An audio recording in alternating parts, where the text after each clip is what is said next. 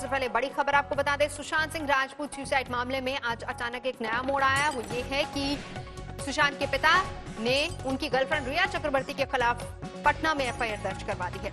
रविवार रात दर्ज हुई इस एफआईआर में रिया चक्रवर्ती पर काफी गंभीर आरोप लगाए गए हैं। पटना पुलिस की टीम जांच के लिए मुंबई पहुंच गई है और वहीं दूसरी तरफ मुंबई पुलिस अपनी तरफ से पूछताछ भी कर रही है, लेकिन परिवार सीधे तौर पर यह कह रहा है कि उन्हें जांच पर भरोसा नहीं है, इसलिए सीबीआई जांच की मांग लगातार उठ रही है।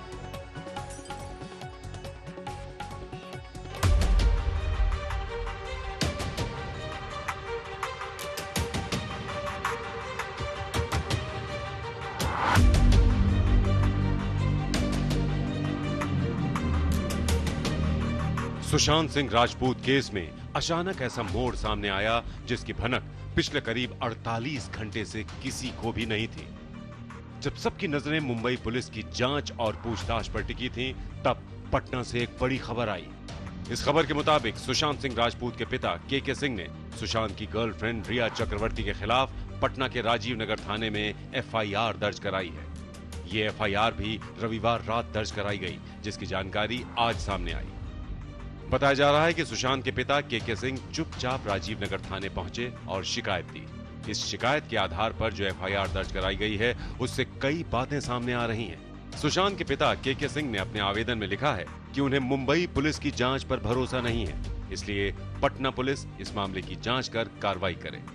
उन्होंने सुशांत की गर्लफ्रेंड रिया चक्रवर्ती और उसके परिवार वालों पर गंभीर आरोप लगाए हैं। उनका आरोप है कि रिया ने सुशांत को धोखा दिया, उसके पैसे हड़प लिए।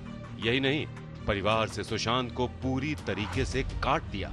इस शिकायत के बाद पटना के एसएसपी उपेंद्र शर्मा के आदेश पर राजीव नगर थाना प्रभारी को केस का जांच अधिकारी बनाया गया। पुलिस की 4 सदस्यों वाली टीम मुंबई रवाना हो गई। इसमें 2 इंस्पेक्टर और 2 सब इंस्पेक्टर शामिल हैं। हम लोग के परिवार की तरफ से एफआईआर दर्ज की गई है और चूंकि मुंबई पुलिस का रवैया थोड़ा सा ढीला ढाला था और हम लोग समय का भी थोड़ा सा हम लोग इस मुश्किल परिस्थिति से गुजर रहे थे। उसके बाद जब थोड़ा बहुत हम लोग अब ठीक हुए हैं तो एफआईआर दर्ज कराई गई है। हमारे फूफा जी श्री के सिंह के द्वारा कराई गई है। ये बातें सच्ची हैं। सुशांत के पिता ने रिया पर कई गंभीर आरोप लगाए हैं। उनका आरोप है कि रिया से मिलने से पहले सुशांत मानसिक रूप से फिट था। आखिर उसके संपर्क में आने पर वो मानसिक रूप से परेशान क्यों हो गया? रिया ने सुशांत को अपना मोबाइल नंबर बदलने पर मजबूर किया ताकि वो अपने करीबी लोगों से बात न कर सके। यही नहीं, रिया ने सुशांत के करीबी स्टाफ को भी बदल दिया। सुशांत के पिता का यह भी आरोप है कि रिया सुशांत को नई फिल्में नहीं लेने दे रही थी। वो शर्त रख रही थी कि फिल्म में उसे हीरोइन के तौर पर लिया जाए।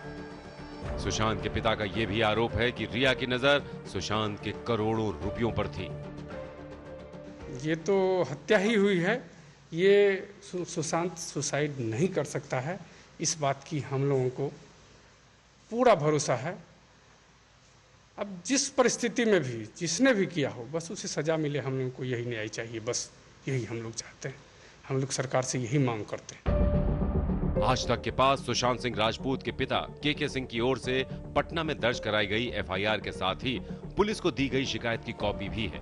इसमें के सिंह ने लिखा है, मेरा बेटा सुशांत फिल्म लाइन छोड़कर केरल में ऑर्गेनिक खेती करना चाहता था। उसका दोस्त महेश उसके साथ कूर्ग जाने के लिए तैयार था। तब रिया ने इस बात का विरोध किया कि तुम कहीं नहीं जाओगे। अगर मेरी बातें नहीं मानोगे तो मैं मीडिया में तुम्हारी मेडिकल रिपोर्ट दे दूंगी और सबको बता दूंगी कि तुम पागल हो।